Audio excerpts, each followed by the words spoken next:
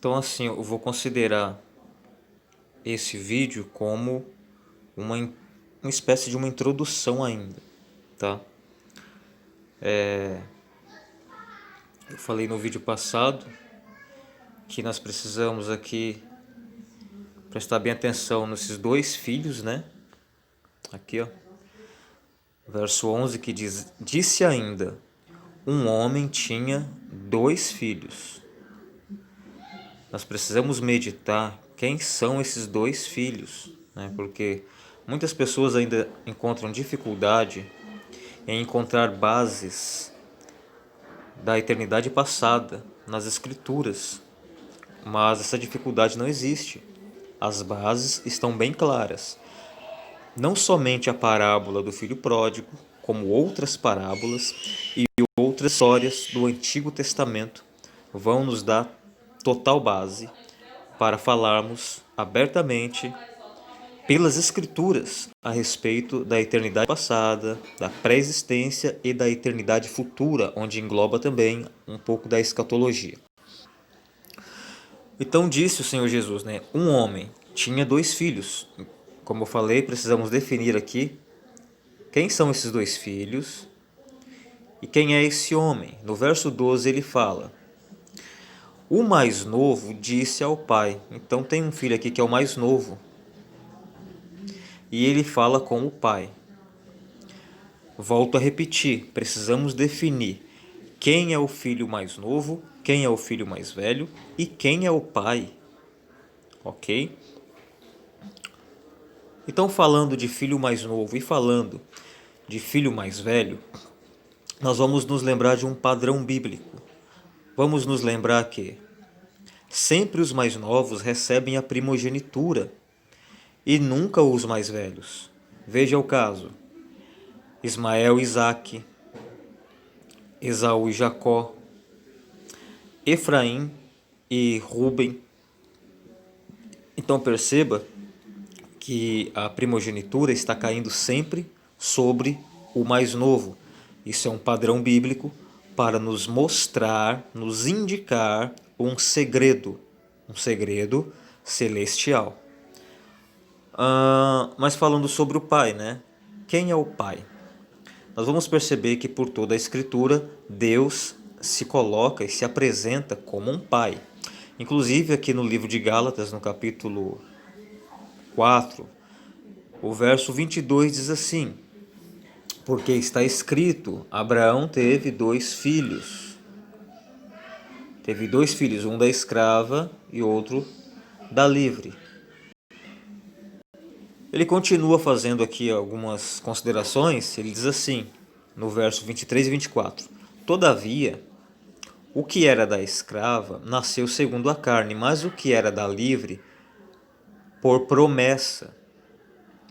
O verso 24 diz: o que se entende por alegoria. Isso aqui é importante. O que se entende por alegoria? Pois essas mulheres são dois pactos. Um do Monte Sinai, que dá luz a filhos para a servidão, que é Agar. Verso 25. Ora, esta Agar é o Monte Sinai na Arábia, correspondente a Jerusalém atual, a Jerusalém terrestre, pois é o que? Escrava. A Jerusalém terrestre é escrava, tá? Com seus filhos. Mas a Jerusalém que é de cima é livre, a qual é nossa mãe. Você percebe aqui que a própria história de Abraão, uma história literal, não é uma parábola, mas nos é permitido entendê-la de forma alegórica, como alegoria. Se uma história literal pode ser tomada por alegoria, quanto mais uma parábola, como a parábola do filho pródigo. Então veja, na história de Abraão, Abraão em alegoria representa o pai, sendo que nós temos aí então Sara, e vamos ter os filhos de Sara, que no caso Isaque. Nós somos filhos de Sara, somos filhos da livre, somos filhos da Jerusalém de cima, que é livre, que é nossa mãe. Tá ok? Então, dentro desse entendimento alegórico, nós podemos perceber que Deus sempre se apresenta como um pai, mesmo em histórias literais, onde nós podemos usar de forma alegórica, ele sempre estará na figura do pai, certo? Então, quem é o pai da parábola do filho pródigo? Alegoricamente, o pai é Deus. E temos dois filhos. Se você já conhece os ensinos das duas casas de Israel, fica até um pouco mais simples. Você poderá entender que um dos filhos é Efraim e o outro filho mais velho seria Judá. Bacana, isso é válido, mas é muito mais profundo que isso, porque isso é apenas uma camada para a gente colocar uma outra camada em cima, tá ok? Por quê?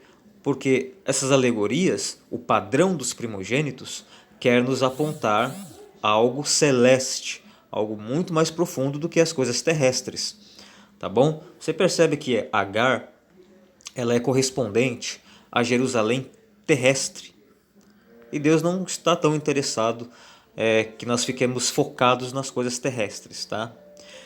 Então, a Sara é correspondente a Jerusalém celestial, qual é a nossa mãe. Tem todo um aspecto aí profundo também nessa questão, tá?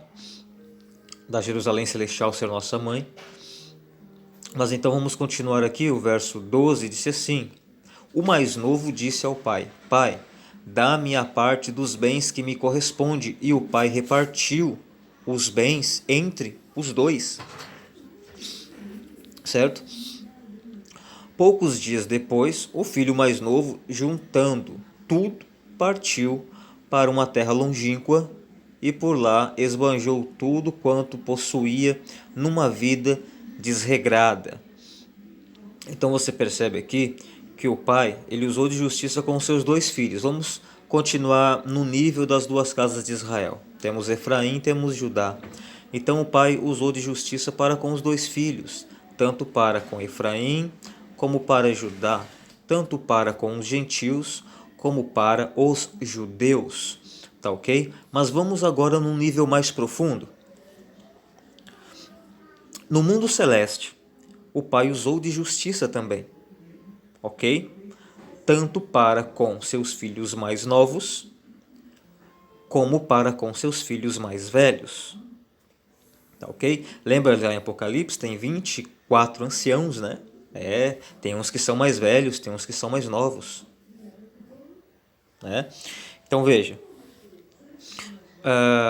nós percebemos que um dos filhos, mesmo tendo essa justiça do pai, um dos filhos, ele resolve ir para o mundo, né? Para a curtição, não é isso? Ele realmente se esquece do pai.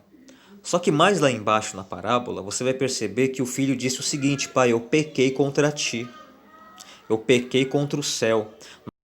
Nos parábola quer dizer coisas muito mais profundas do que nós imaginamos. Tá ok? Então o erro do filho foi o que? Ter pecado contra o céu. Quando ele pega a sua parte da herança e vai embora, ele mesmo explica o que é isso. Tá? Isso alegoricamente é o que aconteceu no mundo celestial. No mundo celestial, o que está na figura do filho mais novo, os que estão na figura do filho mais novo, eles pecaram contra o céu, pecaram contra o Pai e foram para onde? Para uma terra longínqua. Assim a parábola nos descreve, uma terra longínqua, uma terra longe. E lá viveram dissolutamente, né? Então nós vamos fechando os pontos aí devagar. Então nós já entendemos que o pai é Deus. Nós entendemos que os dois filhos, a primeiro nível, nós temos aí as duas casas, mas a nível mais profundo, nós temos aí duas classes de seres celestiais. Uma classe é aquela que veio para uma terra longínqua. A outra classe é aquela que ficou do lado do pai, na casa do pai. Alguém pode dizer, mas mesmo o filho mais velho também tinha coisinhas erradas. Tá certo, tinha mesmo. E por isso que mais na frente nós vamos voltar no mapinha mental, onde tem um texto no livro de Colossenses que vai nos mostrar que também no céu tem coisas que precisam ser reconciliadas com o Messias. É um texto que vai se encaixar aqui com a nossa explicação dessa parábola dentro do conceito de eternidade passada, pré-existência e eternidade futura, tá?